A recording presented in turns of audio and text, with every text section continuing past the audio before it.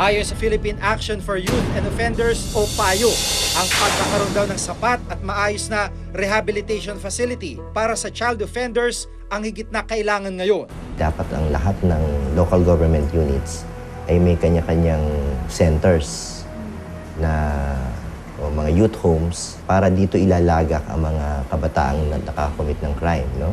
Sad to say, nung ini-implement yung lumang batas, hindi lahat ng local government units ay tumugon.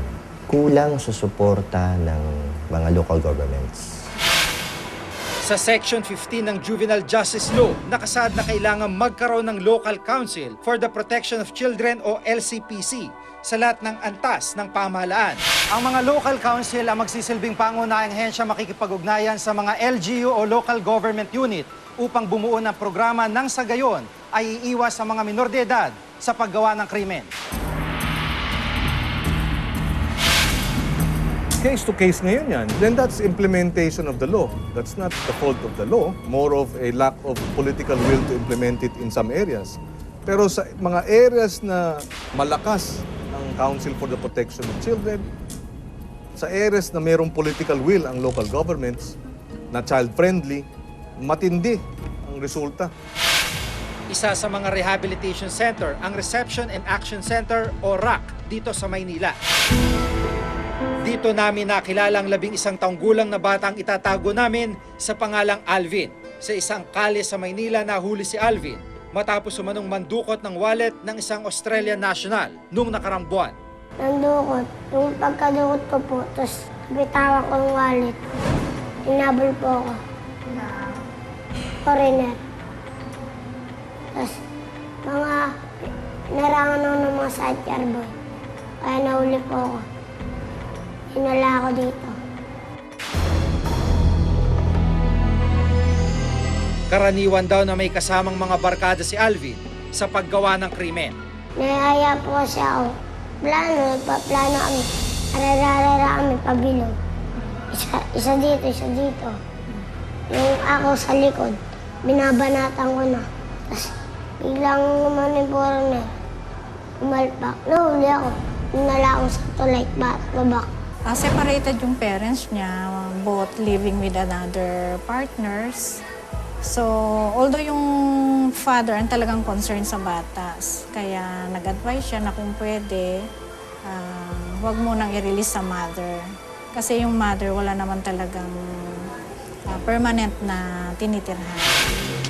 Ayon sa Juvenile Justice Welfare Council ng DSWD, mayroon lamang 30 rehabilitation facilities sa bansa. Kulang na kulang daw ang mga pasilidad na ito para sa tumataas na bilang ng mga CICL o Children in Conflict with the Law. Kung ang sinasabi may kulang, inaamin natin may kakulangan.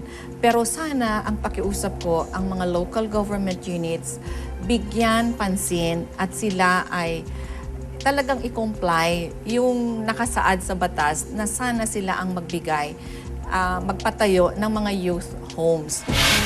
Sa pananalita ni Alvin, tila hindi na bago sa kanya ang pakikipagpatintero sa mga alagad ng batas. Sa katunayan, ito na ang ika-4 na beses siyang maaresto sa parehong kaso.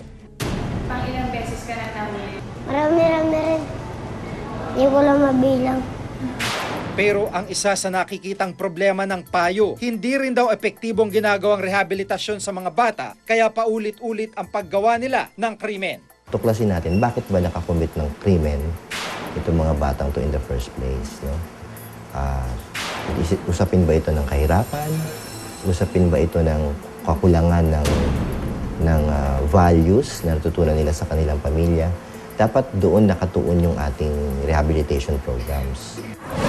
Ang ginagawa din ng DSWD at ang Juvenile Justice and Welfare Council ay kung paano mabigyan ng karampatang kakayahan ng mga social workers, ng prosecutors, mga police officers, at pati yung mga BJMP, yung mga wardens, ng kakayahan kung paano talaga i-handle itong mga batang ito.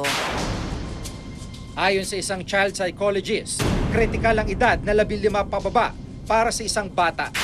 Yung brain ng isang bata, ikumpara mo sa isang adult, entirely different. So yan, kailangan tinuturuan finifeed mo ng tamang information. Kasi once na finid mo ng tamang information, ang tendency, siya na'y mag-a-adapt doon na i-condition niya yung mind niya na, ay, tama ito, ay, mali ito. Lahat doon sa lugar namin, ganyan ang ginagawa eh. So, a-adapt niya yung ganong klaseng behavior. Bukod sa pagdadagdag ng mga institusyon at shelter na kakalinga sa mga youth offender, hindi rin daw dapat isantabi ang pamilya bilang pangunahing pundasyon ng isang bata. Social problem na siguro ito. Hindi na siya yung law enforcement o parang nagsisisihan na tayo ng mga kakulangan ng kapulisan, kakulangan ng DSWD, kakulangan ng local government unit. Siguro nagde-deteriorate na lang talaga yung family as a basic unit ng society.